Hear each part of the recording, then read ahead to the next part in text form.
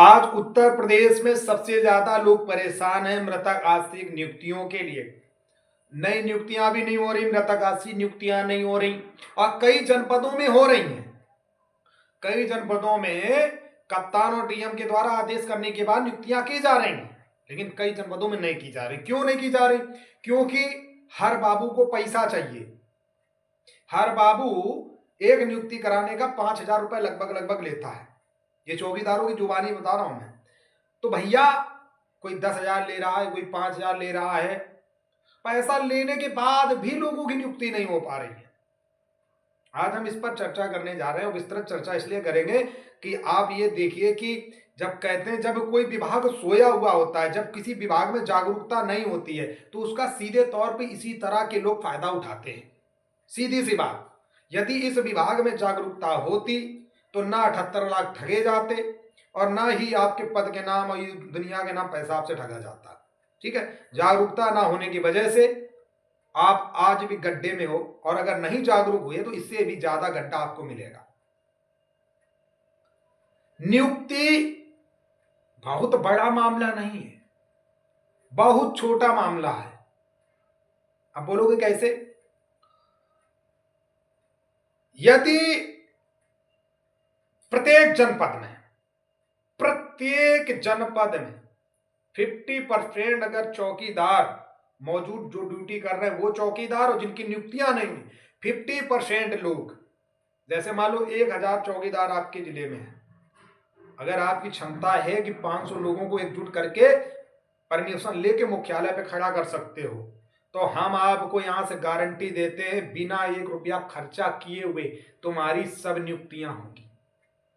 बिना पैसा खर्चा किए सारी नियुक्तियां होंगी। इतना दम इतना हिम्मत रखता हूं भाई साहब। दूसरी बात, 100% बेकारी से मुक्ति होगी, 100%। लेकिन शर्त इसी बात की है कि 500 आदमी खड़े हो कम से कम। नहीं खड़े हो सकते तो आप पैसा फूंकते रहिए, भागते रहिए, दौड़ते रहिए, कुछ नहीं होने वाला। कहते हैं जहां संगठित होते हैं वहां हर काम बनते हैं। वो काम बनवाना बनाना वो हमारी एक रिस्पॉन्सिबिलिटी है, एक जिम्मेदारी है। और मैं अपनी बता दे रहा हूं, अपनी भी टर्म कंडीशन। यदि आपके जनपद में मैं आऊंगा, हालांकि हमारे चौकीदार बड़े दिल वाले, हमारे लिए वैसे भी व्यवस्था वो खाने रहने तक की करते, ऐसा नहीं है, लेकिन मैं फिर भी अपनी बात रख दे रहा हूं कि यदि वहां 1 दिन या 2 दिन लगता है तो भैया हमारे साथ जो लोग आएंगे उनका मान सम्मान बना रहे। हम ये नहीं चाहते हमारा मत करना, हमें तो कोई टेंशन नहीं, हम तो कहीं भी बैठ सकते हैं, लेकिन हमारा मतलब हाँ साथ में अगर कोई आ रहा तो उसका सम्मान हो। दूसरी बात, हमारे साथ जो भी 2-4-5 लोग आ रहे हैं उनका किराया खर्चा आप सबको झेलना पड़ेगा, क्योंकि अन्नूत पार्टी नहीं झेल सकता। हमारी जितनी क्षमता थी अभी तक मैं करता आया हूं, अब मेरी क्षमता से बाहर हो चुका है।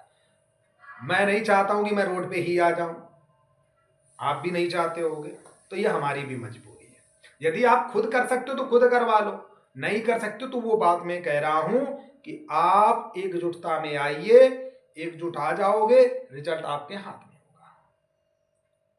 हमारे एक बिहार के चौकीदार से बात हुई, वहां पे 15,000 मृतक आश्रित वैकेंसियां खाली और पेट पे लात मार दी गई है। पता क्यों?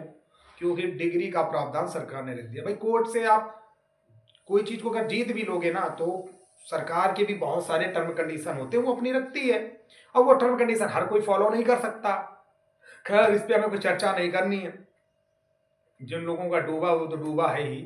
लेकिन फिलहाल मैं ये कहना यही चाहता हूं कि भैया एकजुटता से ही आपकी जागरूकता से ही आपकी जीत है।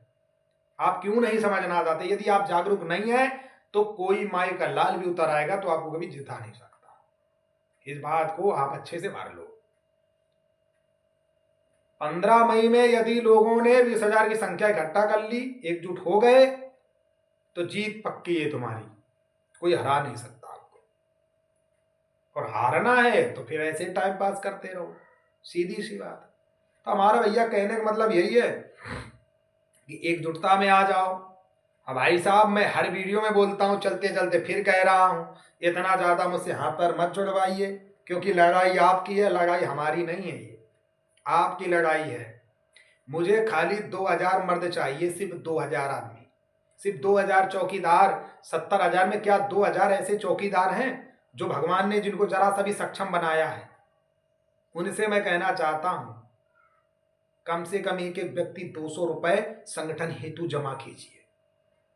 यदि सच में लड़ाई को बड़ा करना है तो, सच में अगर अपने अधिकार को पाना है तो, और ये सब नहीं करना तो ड्रामा करो। मैं चिल्ला चिल्ला के परेशान हूं, लेकिन लोग यहां से सुनते और यहां से निकाल देते। थोड़ी बहुत शर्म करो। मैं 2000 लोगों की बात कर रहा हूं। यदि 2000 मर्द नहीं हो सकते तो फिर थूक दो ऐसे लोगों पे। यार मैं बहुत अंदर से घड़ा सी होने लगती है कि जीतना सबको है, वेतन सबको चाहिए, सारी फैसिलिटी सबे चाहिए, पैसा किसी जेब से नहीं चाहिए। पैसा अन्नू त्रिपाठी अपना खेत बेच बेच के तुम्हारे साथ लगा दे। अरे भाई इतना बड़े धनवान ना बने। अब 4-5 साल से कोई माई का लाल नहीं कह सकता कितने जनपदों में गया हूं, कभी किसी से मांगा 1 रुपया ना लिया। अरे लेकिन तुम्हारी जो लड़ाई है, हम अपने पर्सनल के लिए नहीं मांग रहे, आपकी अपनी लड़ाई है ना।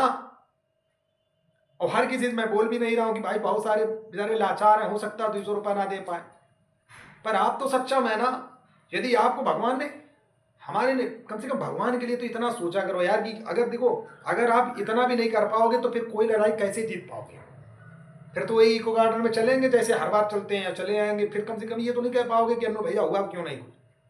भाई हमें तो तकलीफ इस बात की है कि आपके चक्कर में हम भी रोड पे आए जा रहे हैं, आपके विभागीय चक्कर में। हम चाहते हैं जल्दी से आप जीत जाओ, वाह आप चाहते ही नहीं। तो जब आप चाहते नहीं हो तो बताओ फिर कैसे? अब तुम ही रास्ता बताओ, हम क्या करें?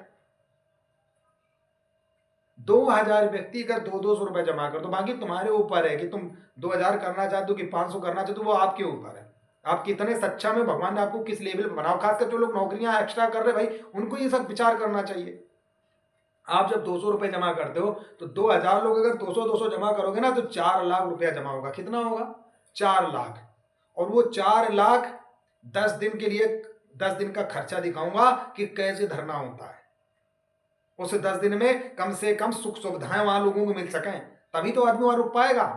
अब पता लगा रात में मच्छर नोच रहे हैं, उनके कोई सोने की व्यवस्था ही ढंग की नहीं, तो कहाँ भैया कोई रुक पाएगा? भाग जाते हैं लोग घर। तो व्यवस्थाएं बनानी पड़ेंगी, स्टेज बनाना पड़ेगा। भाई साहब अपने घर का उठा के देख लो, अब एक घर में शादी करते हो तो स्टेज का खर्चा कितना आता, टेंट का कितना आता, उस हिसाब से गुणा कर लो, सब समझ में आ जाएगा।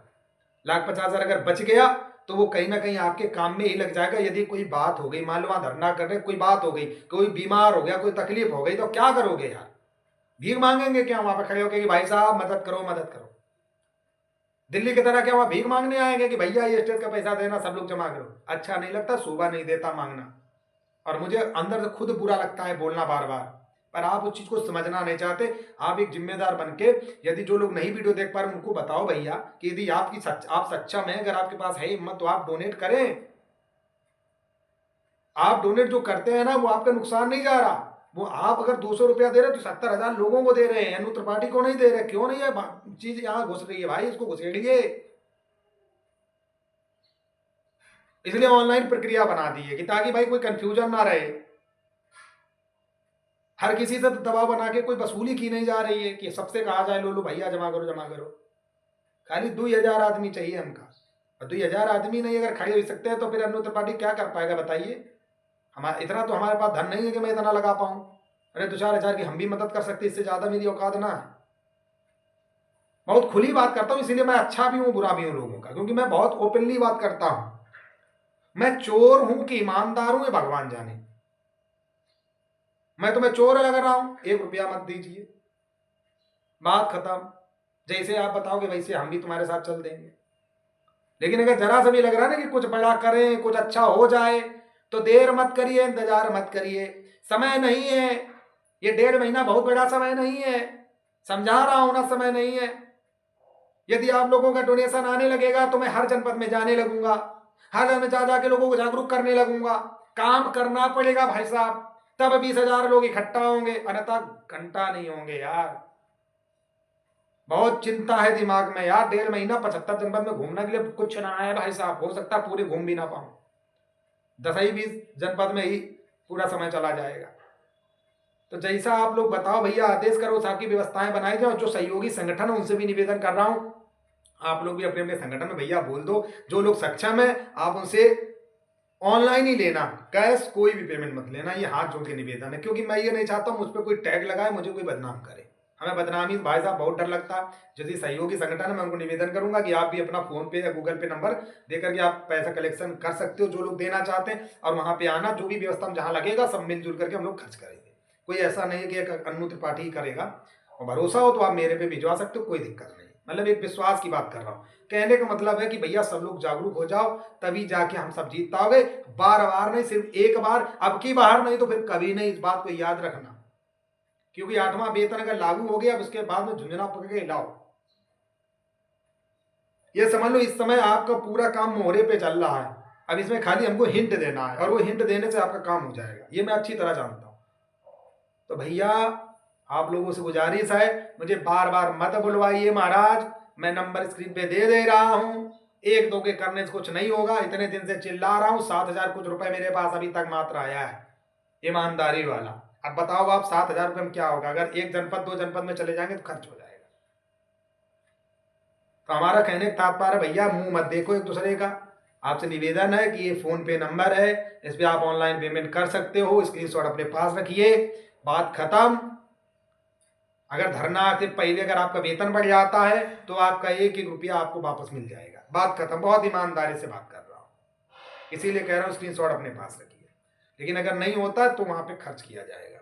इतना करना पड़ेगा, जो दिखेगा वो बिकेगा, सीधी सी बात को समझ लो। और ये चीज वीडियो में बता रहा हूं, कोई भी संगठन बिना आर्थिक मदद के आगे नहीं बढ़ता। तन मन धन तीनों की आवश्यकता होती है। और मैं तो पूरे लोगों से बोल नहीं रहा हूं, सिर्फ 2,000 आदमी से बोल रहा हूं। 2,000 लोग तो सक्षम हो ही सकते हैं 70,000 में। यदि हो तो करो भाई साहब, नहीं हो तो यार धन है यार आपका विभाग। मुझे तो नहीं लगता कि फिर कोई जिता भी पाएगा या हम जीत पाएंगे। हम भी ऐसे वीडियो बनाते रहेंगे, क्या करें, हम मजबूर हैं, हम बहुत मजबूर हैं, समझ लो। मेरी मजबूरी आप नहीं समझ सकते। आपका स्वागत, हमारे घर आइए, आप देख लीजिए, समझ में आ जाएगा कि मैं कितना मजबूर हूं। मिलते हैं अगले वीडियो के साथ, तब तक के लिए नमस्कार, जय हिंद, जय भारत।